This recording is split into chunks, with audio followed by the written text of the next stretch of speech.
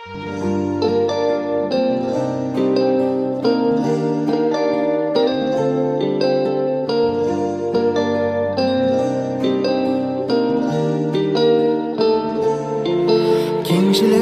көріп те кемшілігімді көрмейсіңдер. Дұрыс болсын бұрыс болсын менің сөзімді тек сендер сөйлейсіңдер, сөнбейсіңдер. Өздеріңнен бақ пенен дәулет артылғанша, тілеймін мен дұғаларым қабыл болғанша.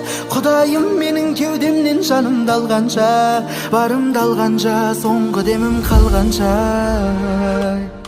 Бауырларым, жақындарым, беремін мен сендер үшін бәрін.